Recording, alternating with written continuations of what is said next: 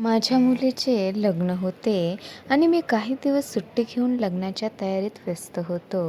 त्या दिवशी प्रवासातून घरी आलो तर पत्नीने माझ्या हाती एक पॉकेट दिलं. पॉकेट अनोळखी होतं, पण पाठवणाऱ्याचे नाव पाहून मला आश्चर्य मिश्रित उत्सुकता लागली.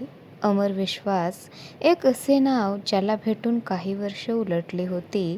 मी पाकिट उघडले तर त्यात $1,00,000चा चेक आणि एक पत्र होतं. इतकी मोठी रक्कम, तीही माझ्या नावावर.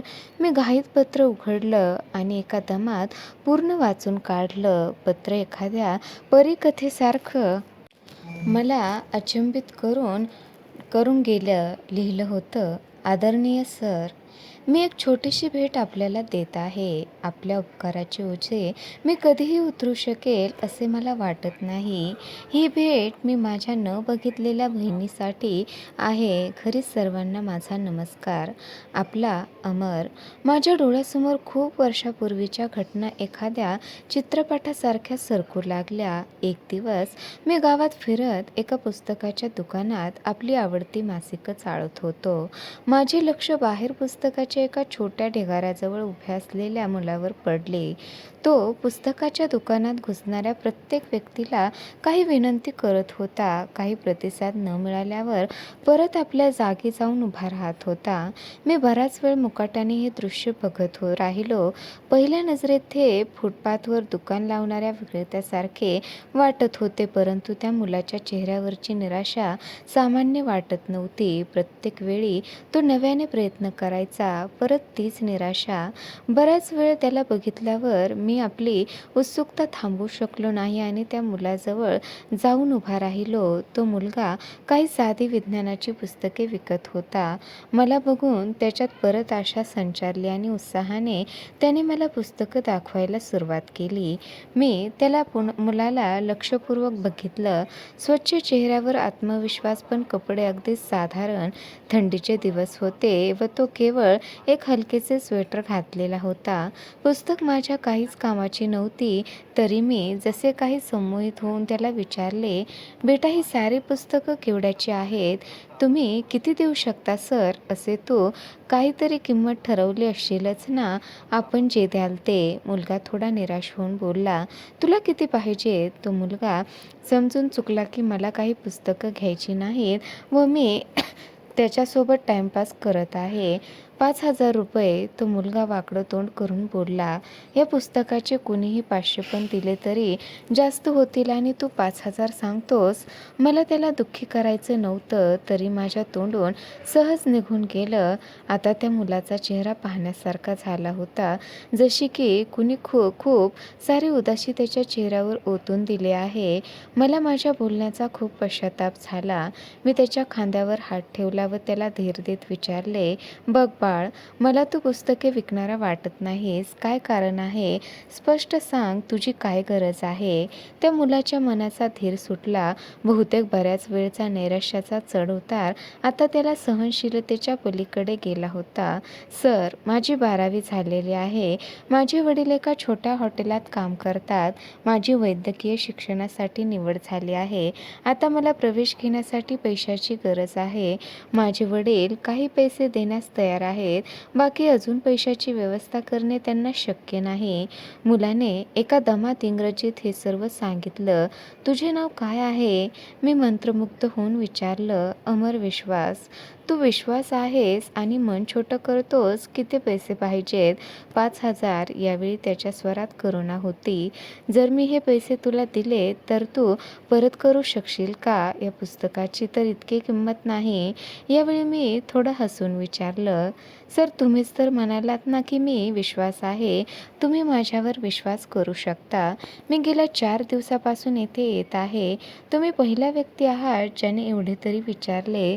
जर पैशाची व्यवस्था होऊ नाही शकली तर मीही आपल्याला एखाद्या हॉटेलात कपशा धुताना दिसेल. त्याच्या स्वरात आपले भविष्य बुडण्याची शंका होती. त्याच्या स्वरात असे काय होते माहीत नाही जे माझ्या अंतःकरणात त्याला मदत करण्याची भावना उपजू लागली. मेंदू त्याला एक धोकेबाजपेक्षा जास्त काही मानण्यास तयार नव्हता, परंतु हृदय हा विचार स्वीकारत नव्हता. शेवटी हृदय जिंकले. मी पर्समधून ₹5,000 काढले. हेच पैसे होते जे मी शेअर मार्केटमध्ये लावण्याचा विचार करत होतो. त्याच्या हातात दिले तसे एवढे रुपये माझ्यासाठीही महत्त्वाचे होते, परंतु न जाणे कोणत्या मोहाने माझ्याकडून ते पैसे काढून घेतले. बघ बाळा, तुझ्या बोलण्यात, तुझ्या इच्छाशक्तीमध्ये किती दम आहे हे मला माहीत नाही, परंतु माझे मन म्हणतं की तुला मदत केली पाहिजे, त्यामुळे करतो आहे. तुझ्यापेक्षा 4-5 वर्षांनी लहान मुलगी आहे मला. याच पैशाचे तिला काही खेळणं घेऊन दिले असे मी समजेल. मी अमरकडे पैसे देत म्हणालो. अमर स्तब्ध होता. त्याला बहुतेक विश्वास बसत नव्हता. त्याच्या डोळ्यात अश्रू आले. त्याने माझ्या पायांना स्पर्श केला तर त्याच्या डोळ्यातून निघालेल्या 2 थेंबांनी पायाचे चुंबन घेतले.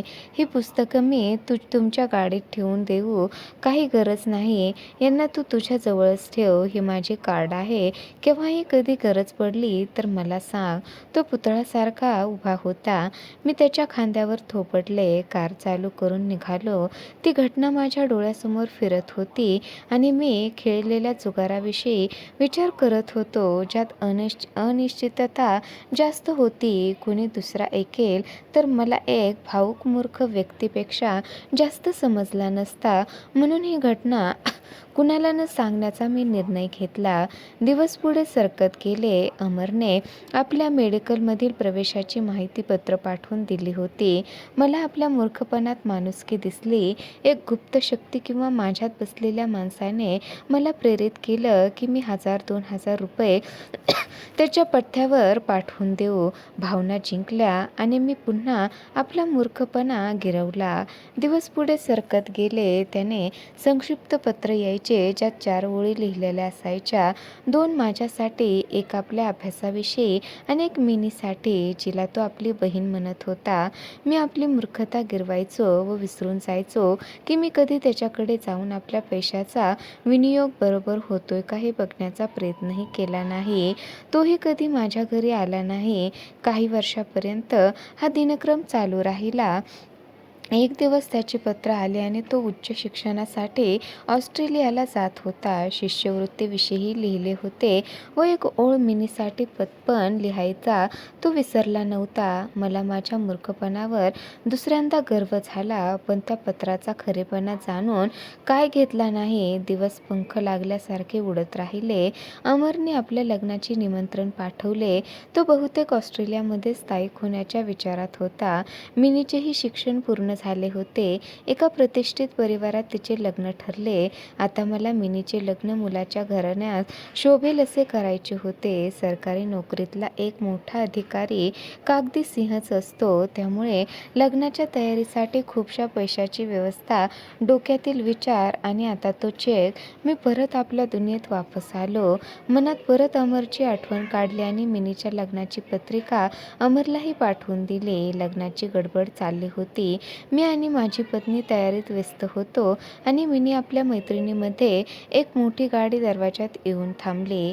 एका प्रतिष्ठित दिसणाऱ्या व्यक्तीसाठी ड्रायव्हरने गाडीचे दार उघडले, तर त्या व्यक्तीच्या सोबत लहान मुलाला कडेवर घेऊन त्याची पत्नीही गाडीतून उतरली. मी आपल्या दरवाजावरून जाऊन उभा राहिलो, तर त्या व्यक्तीला आधी कुठेतरी बघितल्यासारखे वाटले. त्याने येऊन माझी पत्नी व माझ्या पाया पडला. "सर, मी अमर," तो मोठ्या श्रद्धेने बोलला. माझी पत्नी आश्चर्यचकित होऊन उभी होती. मी मोठ्या अभिमानाने त्याला आलिंगन दिलं. त्याचा मुलगा माझ्या पत्नीच्या कडेवर आरामात बसला होता.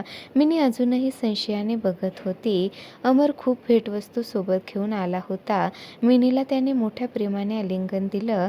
मिनीला भाऊ मिळाल्याने ती खूप खुश होती. अमर लग्नात मोठ्या भावाच्या प्रत्येक परंपरा निभवण्यात व्यस्त होता. त्याने माझ्यावर कोणतीही मोठी जबाबदारी येऊ दिली नाही. मी पण एक पैसाही खर्च करू दिला नाही. त्याने भारत प्रवासाचे दिवस पंख लागल्यासारखे उडून गेले. यावेळी जेव्हा अमर ऑस्ट्रेलियाला परत चालला होता, तेव्हा विमानतळावर त्याला निरोप देताना फक्त माझेच नाही तर माझी पत्नी, माझी मुलगी मिनी सर्वांचे डोळे पाणावले होते. विमान उंचच उंच आकाशाला स्पर्श करण्यासाठी निघालं आणि त्यासोबतच माझा विश्वासही आकाशाला स्पर्श करीत होता. मला आपल्या मूर्खपणावर परत एकदा गर्व झाला आणि विचार करत होतो की या विनाशी सृष्टीला चालवणारा कोणी भगवान नाही, आपला विश्वासच आहे. आता आपल्याकडे किती का पैसे असेनात, पण आपल्या अडचणीच्या वेळी आपल्याला ज्याने हात दिला, साथ दिली, त्याला कधी विसरू नका. पैसे परत देता येतील, पण वेळ परत देता येत नाही. त्यामुळे मित्रांनो, एवढंच सांगायचं की कुणालाही निस्वार्थपणे केलेली मदत आपल्याकडे कोणत्याही पद्धतीने परत येत असते. तर मित्रांनो, काय वाटतं तुम्हाला या कथेबद्दल? नक्की कमेंट करून सांगा आणि अशाच अर्थपूर्ण कथा ऐकण्यासाठी आपल्या चॅनलला नक्की सबस्क्राईब